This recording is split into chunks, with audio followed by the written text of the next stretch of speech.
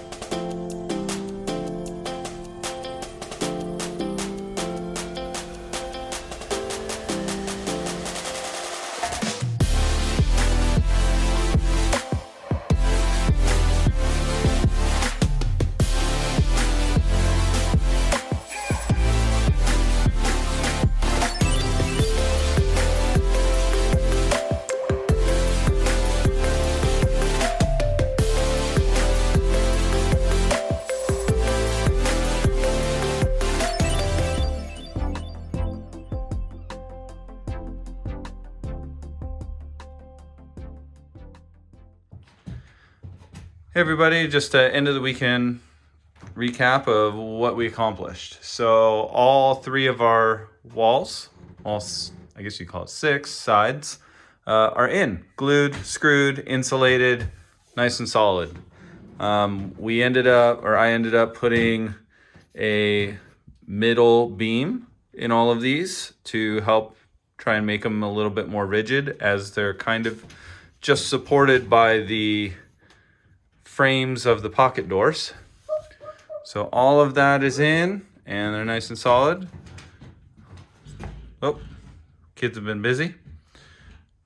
We have our toilet ordered. We have the faucet. However, my wife doesn't like the vanity we picked out. Apparently it doesn't match the floor. So that'll be going back. We'll grab a new one that is probably white, because what we're doing is we're doing a gray floor and then we have a gray ceiling. And I think what we should be doing is all white cabinets and walls. So it'll kind of be like a big giant Oreo cookie. And that way everything is all the same, similar, it all matches. And that'll kind of be our theme. So that'll make things a little easier. Got a little bit of electrical ran, just the outlets and the switches that are going to be in the walls. This wall right here, again, our shower doesn't go all the way across. We have a small, about a 10-inch inset on that, and that will be for the gray and black tank vent and some electrical and kind of like a little like maintenance access utility area of the bus of things that need to go through the roof. If we do end up putting solar panels up there, I can run them right up through here. I don't have to tear anything in the bus apart. So that'll be kind of nice. Kids' bunk rooms, started putting in the start of the frames. So our bunk rooms are 77 inches long. A narrow, I think it's called a narrow twin bed is 30 by 75. So we have some wiggle room on that. We've got our box for the switch for the lights. The wiring is inside the wall for the outlets. So depending on where the bunks lay out, we'll cut the holes for the outlets and pull the wires through. They're just right up against this stud right here that goes through the middle, so that'll be easy. I can just make a box, grab it from the side, pull it through. Really easy. Again, we have our other walls here. Everything's all glued and screwed, nice and trimmed. And I believe next time we'll be starting on the furring strips. So this will be all of the material that goes across the bowels of the inside of the bus on the roof that we will be attaching the ceiling to. Some of you might notice that our gaps on the tops here aren't super pretty, but the furring strip will basically be a 1/2 inch down, so you won't see that gap. We'll probably seal it just for the fact of sealing it and making everything nice and tight. So we'll put the furring strip across, that way we have a nice tight bond between, or nice tight seam between where the shiplap of the roof material meets the wall, and that way we don't have any gaps or anything like that. So this gap right here you won't see. It'll come down 1/2 inch and another 1/2 inch for the roof material, and we'll be good. It's a little dark in here. Can't wait to have lights. My son is down there. He wants to play with his monster truck. Right? You like your monster truck, buddy? Yeah. I'm in your bedroom. Different story. Okay. And again, we're in the back bedroom here. We've got panel for the light switch, and we have the outlet. The power will come in, attach to the outlet, and the outlet will jump to another outlet that'll be over here on this side, over by the we're going to have a big closet over here where the bathroom used to be, so that'll be nice. A lot of storage. We're going to have storage underneath the bed outline right here. So, and then we'll have a little cabinet over here in the corner. Or a little like nightstand in the corner. We were kind of thinking about maybe putting a cabinet, but I think with the closet and underneath the bed, the drawers for the kids' rooms, we're gonna have more than enough storage. So I think for the sake of maybe making it a little less claustrophobic in there with some big storage units, we'll skip that. So yeah, we're moving forward. Join us next week. We start attaching furring strips for the walls, and we have all of our plywood already over here ready to go. There's 12 sheets over here, I believe it's birch sanded cabinet ply, and we'll probably need more. Emmett, can you say bye? Bye. Bye, guys.